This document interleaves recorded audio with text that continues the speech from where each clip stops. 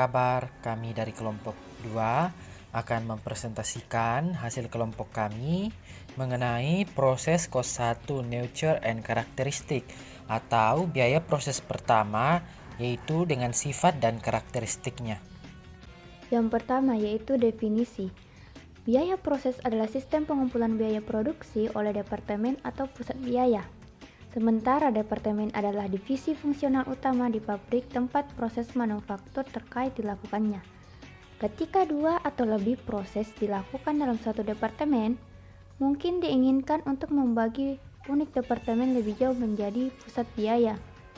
Setiap proses akan ditetapkan sebagai pusat biaya dan biaya akan diakumulasikan oleh pusat biaya, bahkan oleh departemen. Misalnya yaitu Departemen Perakitan dari perusahaan manufaktur elektronik dapat dibagi menjadi pusat biaya, yaitu penyiapan bahan, perkabelan, dan penyolderan. Selanjutnya yaitu tujuan. Sistem biaya proses menentukan bagaimana biaya produksi yang dikeluarkan setiap periode akan dialokasikan. Alokasi biaya dalam suatu departemen hanyalah langkah menengah. Tujuan akhirnya adalah menghitung biaya unit total untuk menentukan pendapatan. Selama suatu periode, beberapa unit akan dimulai dan tidak akan selesai pada akhir periode tersebut. Akibatnya, setiap departemen harus menentukan berapa banyak dari total biaya yang dikeluarkan oleh departemen tersebut. Dimisalkan, asumsikan bahwa selama Januari terdapat 2000 unit diproses di Departemen A. Selama bulan tersebut, biaya yang dikeluarkan yaitu material langsung sebesar $2.000, tenaga kerja langsung sebesar $1.000, dan biaya overhead pabrik sebesar $500. Pada akhir bulan terdapat 1.500 unit yang diselesaikan dan ditransfer ke Departemen B. Tujuan dari sistem biaya proses adalah untuk menentukan berapa banyak dari $2.000 tersebut dari bahan langsung, $1.000 tenaga kerja langsung, dan $500 biaya overhead pabrik berlaku untuk 1.500 unit yang diselesaikan dan ditransfer ke Departemen B, dan berapa banyak yang berlaku untuk 500 unit yang masih dapat diproses di Departemen A. Berikutnya yaitu karakteristik. Karakteristik sistem proses biaya berkaitan dengan mengalokasikan biaya yang dikeluarkan oleh departemen ke unit-unit yang melewati departemen tersebut. Adapun karakteristik tersebut yaitu 1. Biaya diakumulasikan oleh departemen atau pusat biaya. Kedua, setiap departemen memiliki akun inventaris work in process sendiri-sendiri. 3. Unit yang setara digunakan untuk menyajikan kembali inventaris pekerjaan dalam proses. 4. Biaya unit ditentukan di setiap periode. 5. Terdapat transfer biaya. 6. Total biaya dan biaya unit setiap departemen secara berkala dikumpulkan, dianalisis, dan dihitung. Baik, selanjutnya saya Apriliani Kapota akan menjelaskan mengenai perbandingan job order costing system dan proses costing system, atau perbedaan ataupun perbandingan di antara sistem biaya berdasarkan pesanan dan juga sistem biaya berdasarkan proses. Dalam melakukan perbandingan di antara job order costing system dan proses costing system, kita dapat menggunakan beberapa dasar-dasar perbandingan, yaitu yang pertama, dasar kegiatan produksi. Pada job order costing system, dia menggunakan dasar kegiatan produksi pesanan pelanggan. Artinya, sejumlah pesanan pelanggan, maka sejumlah itu pula kegiatan produksi yang akan dilakukan.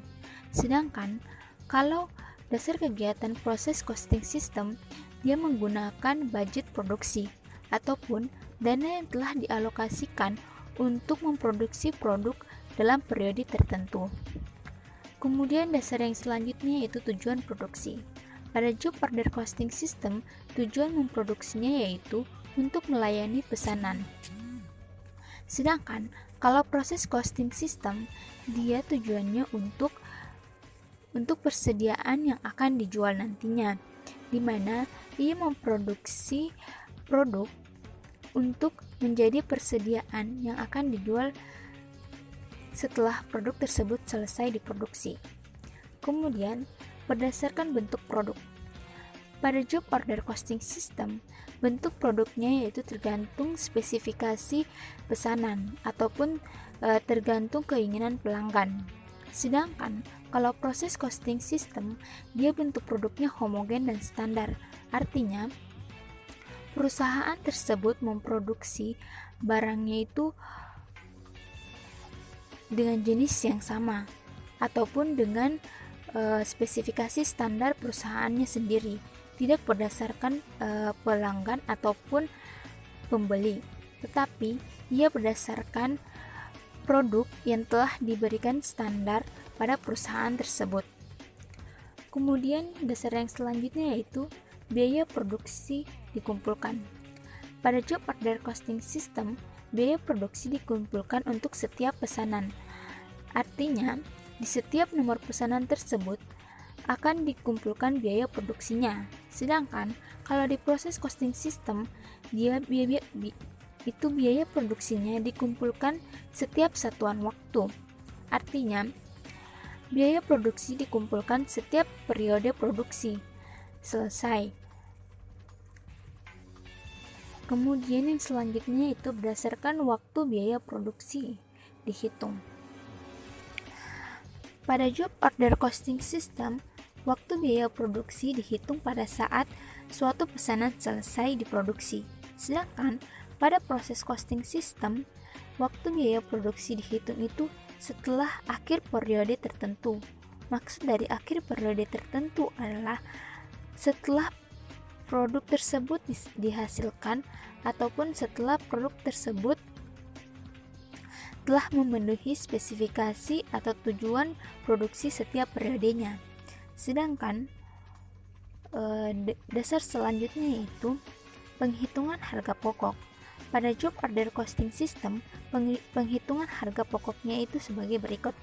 Harga pokok pesanan tertentu dibagi dengan jumlah produk pesanan yang bersangkutan.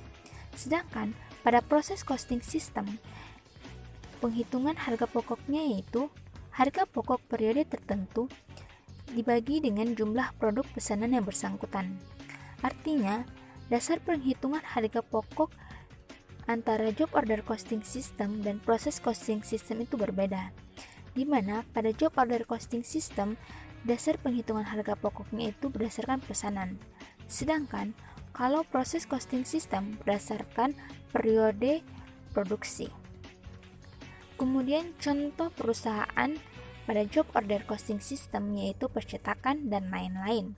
Sedangkan pada proses costing system, contoh perusahaannya itu perusahaan semen, perusahaan kertas, perusahaan tekstil, PLN, dan lain-lain. Pembahasan yang selanjutnya yaitu kita akan mengetahui cara mengakumulasikan biaya berdasarkan proses costing system. Pada pengakumulasian biaya proses costing system ini, dia menggunakan sistem transfer biaya. Apa maksud dari transfer biaya tersebut? Untuk lebih jelasnya, saya akan memberikan contoh. Contohnya yaitu, pada saat departemen pertama memproduksi produk, dia menggunakan biaya sebesar $1. Kemudian, biaya tersebut akan ditransfer kepada departemen kedua ataupun departemen lanjutan produksi sebesar $1. Kemudian, pada saat di departemen kedua ataupun pada saat produksi dilakukan di departemen kedua, biaya yang dikeluarkan sebesar $50 dan departemen kedua menerima biaya yang ditransfer dari departemen pertama sebesar $1. Maka jumlah biaya yang akan ditransfer oleh departemen kedua sebesar $1,50. Sehingga barang jadi ataupun barang akhir dengan biaya yang diterima yaitu $1,50. Kemudian pertanyaan selanjutnya yaitu bagaimana cara mencari biaya yang ditransfer. Caranya yaitu dengan menghitung biaya yang ditransfer. Dalam hal ini, misalnya kita mencari jumlah unit yang ditransfer oleh departemen pertama terhadap departemen kedua. Caranya yaitu begini: unit in process dalam departemen pertama ditambah dengan unit started in process dikurang dengan ending units in process departemen pertama. Maka kita akan mendapatkan unit yang ditransfer terhadap departemen kedua dari departemen pertama. Kemudian dalam proses costing system terdapat beberapa jenis arus produksi. Jenis yang pertama yaitu sequential product flow, di mana pada jenis arus produksi ini tidak terjadi penambahan bahan langsung. Dia penggunaan bahan langsung hanya pada saat departemen pertama atau pada saat produksi pertama. Contohnya yaitu di sini ada pembuatan kue kering, di mana pada departemen pertama atau departemen mixing menggabungkan semua bahan-bahan yang dibutuhkan. Kemudian pada departemen kedua melanjutkan proses produksi dari departemen pertama dengan melakukan shaping atau pembentukan. Kemudian yang selanjutnya itu departemen ketiga yaitu salting atau penghiasan, dan yang selanjutnya yaitu baking atau pemanggangan, dan departemen terakhir yaitu packaging. Dan kemudian setelah departemen kelima maka akan dihasilkan persediaan barang akhir, di mana pada sequential product flow ini dia harusnya sejajar, artinya berproses departemen 1, departemen kedua, departemen ketiga, departemen keempat, departemen kelima hingga menghasilkan barang jadi. Sedangkan pada parallel product flow dia menggunakan sistem paralel, artinya beberapa departemen dapat bekerja secara bersamaan. Contohnya yaitu di sini ada perusahaan, yaitu contoh dari perusahaan television, di mana di sini departemen cutting dan wiring dapat bekerja secara bersamaan karena tidak mengganggu proses produksi. Kemudian setelah departemen tersebut bekerja, maka akan dikombinasikan proses produksi ataupun hasil proses produksi departemen, dan selanjutnya akan dibawa kepada departemen ke-6 yaitu packaging, dan selanjutnya akan menghasilkan barang jadi. Dan arus produksi yang terakhir yaitu selective product flow. Pada selective product flow ini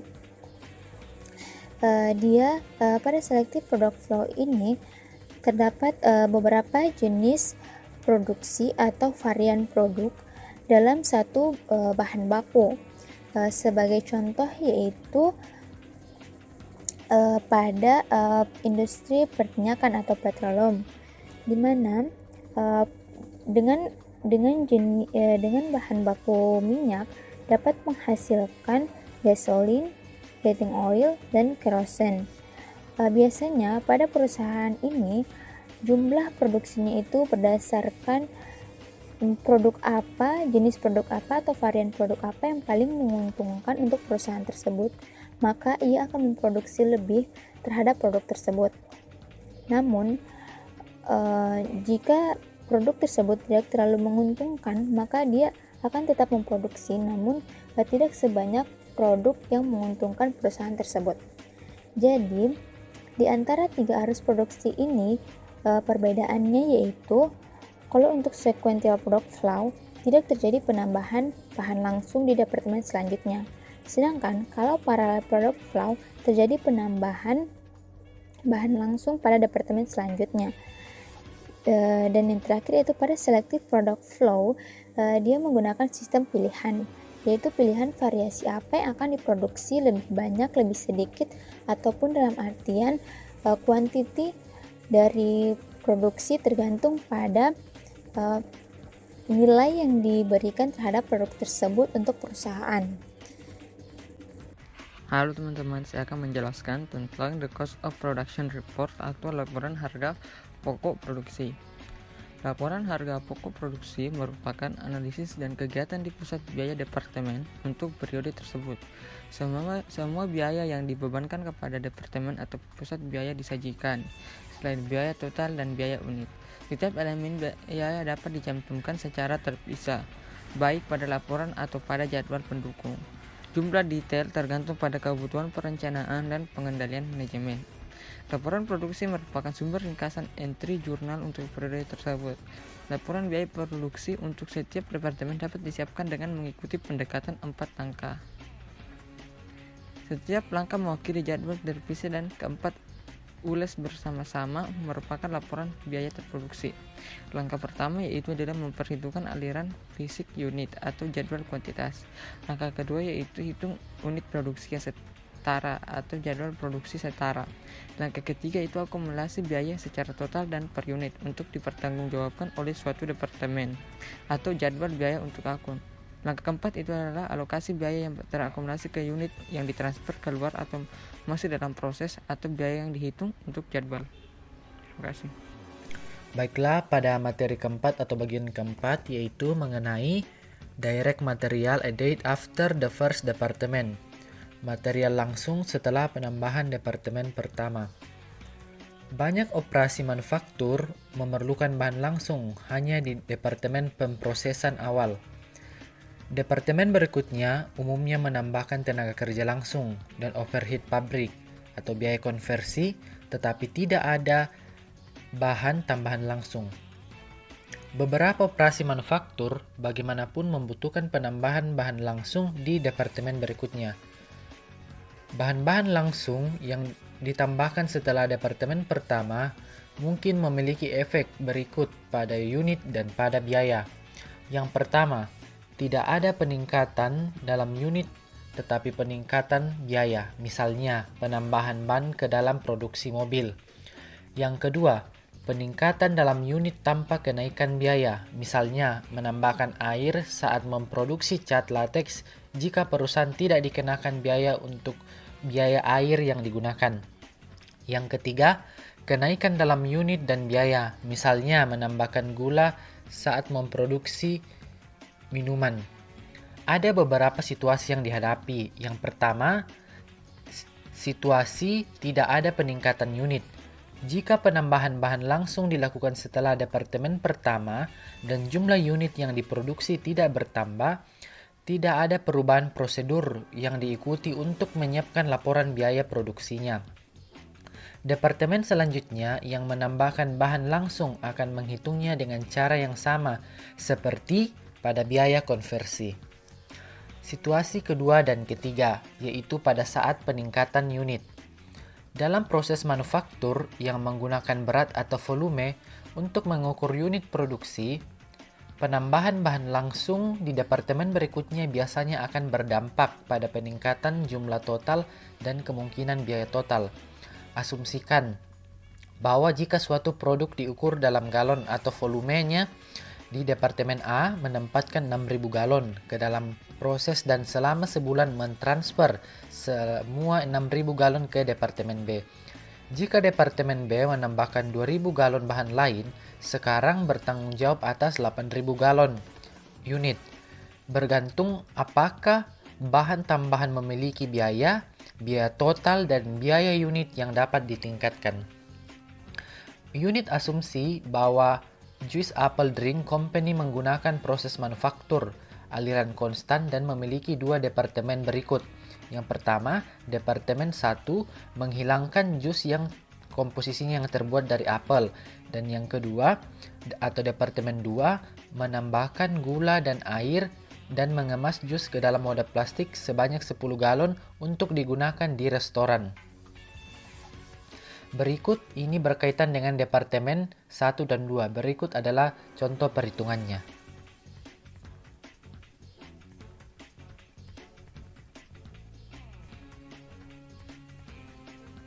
Demikianlah hasil presentasi kami mengenai proses kos 1, nature and karakteristik.